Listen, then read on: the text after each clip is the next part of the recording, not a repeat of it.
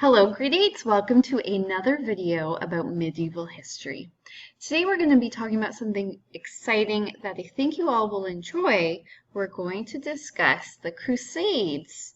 That is a series of wars that take place during the medieval ages.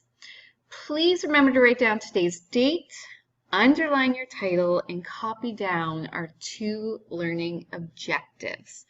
So we are going to understand the purpose behind the Crusades. Why do people sign up to fight these wars? And secondly, we are going to explore the lasting impact of the Crusades. So what effect would the Crusades have on England and the rest of Europe?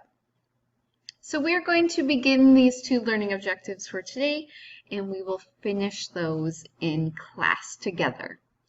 So remember, you can pause the video at any time you like. You can go get a drink of water, go for a short walk, whatever you like, as long as you come back and finish the video.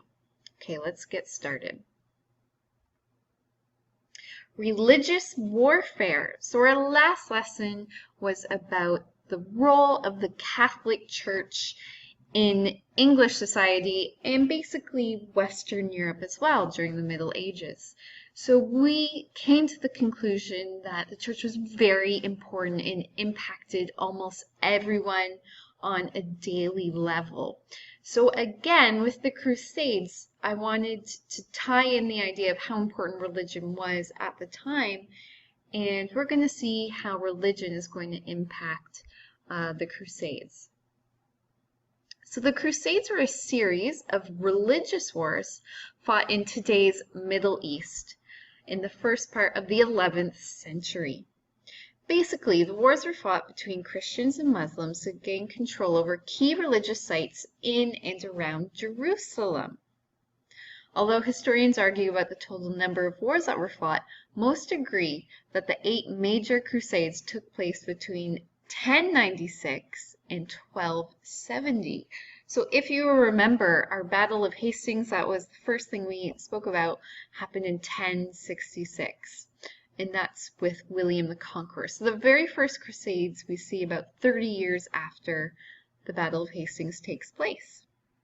So you can actually see there is a timeline right here showing the different Crusades that took place. Here's 1096, so we'll have William the Conqueror about here, 1066, and the Magna Carta was 1215, sorry, and that is around the time of the 5th Crusade. So you can see they happened relatively close together. Okay. So what caused the Crusades? Well, Jerusalem had been under Muslim control at this time, around 637, although don't worry, you don't have to write that down. After this time, Christian pilgrims and merchants had actually lived peacefully with Muslims in that region for centuries. Then, in the mid-11th century, which is what we're talking about right now, things changed. Around 1050, a more militant Islamic group called the Seljuk Turks expanded their territory and took control of Jerusalem. This new Islamic regime committed many serious offenses against Christian traders and pilgrims in the region and cut off access to important sites. So we were tying in the importance of religion to the English and Europeans at the time. So you can see that if Christians are not allowed to go to these very important sites around Jerusalem, they're not going to stand up for that. They're not going to put up with that. They're going to stand up with that.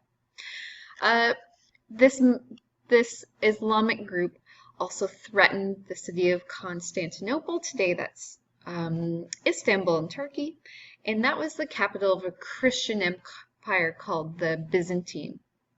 This growing threat caused the Byzantine emperor to send a plea of support to the Pope, whose name was Pope Urban II, in 1096. This request in turn motivated the Pope's response. The effect or the consequence of his response was the start of the First Crusade. Okay, let's look at what the Pope actually said. Don't worry, you do not need to copy this down. I just wanted you to see what the Pope said about it. So this is a translated extract from the Pope's response when the Byzantine emperor, who was Christian, said, "You have to come and help me. These Seljuk Turks are out of control and they're taking over Jerusalem. I need your help." So this is what the Pope tells Europe, basically. So remember, the Pope is in Europe. He says, "You must hurry to help your brothers in the East who need your help. For the Turks, a Persian people, have attacked them. I urge you with a passionate prayer, not I, but God, that as messengers of Christ, you urge men of all ranks to move quickly to get rid of these awful people from the lands of your brothers. Christ commands it. And if any who go there should die on the way by land or in crossing in the sea, or in fighting these non-Christians, their sins shall be forgiven. Let those of you who have been fighting your brothers and relatives now fight these barbarians." So just take a minute to think. We have previously talked about the Pope and the power he has in England. He has the bishops who work for him. There's going to be the Archbishop. He has a lot of power, and if he's asking people in England for help, this unit is focusing on England, but he would have asked people all over Europe for help. They're going to answer that call. They're going to want to help him. And I'm not sure if you guys noticed, but in the second part of this extract, he's sort of offering something. He's saying, if you happen to die, maybe in battle or even trying to get there, your sins shall be forgiven. And in class this week, we were talking about the power the church had, and the church decided if you were going, well, we were calling it upstairs and downstairs, but if you were going to go to heaven or hell. So he's saying if you participate in the Crusades, you're golden, you're going to go to heaven. So that's quite interesting. Okay, so let's talk about who were the people that went on these Crusades. Well, the Crusades were significant events that had a great impact on England and Europe. Christian soldiers, called Crusaders, so that's what that word means, from all over Europe took part in the wars. Common people, including youths, were also caught up in the desire to travel far away to fight in the name of Christianity. The movement of many people caused great changes, both good and bad. So the soldiers who are going to fight in the Crusades were a range of people from all walks of life. From kings to young peasants decided to join the Crusades. When we were talking about King Henry II, who had something to do with the Archbishop's death, his brother, King Richard, who came to the throne before Henry, went on many of the Crusades. You can see him here. He actually died during the Crusades. And his name was King Henry the Lionheart, or the Lionhearted. So he was known for being a brave king. And then, of course, when he died, he was replaced by his brother, King Henry. Although the primary motivation for most people who join the Crusades is the desire to fight for Christianity, many people also chose to go to the Holy Land or Jerusalem for adventure or to escape from the miserable life of being a peasant or even to get rich. During this deeply religious time, most Christians believed that taking part in the Crusades would be a sure way of gaining entrance to heaven, which we saw that in the Pope's speech. If they could get into heaven when they died. Many teenage peasants took part in the Crusades, were encouraged by their local priests to join the fight. The priests believed that these teenagers, that the youth and the lack of sin would make them more successful than older crusaders.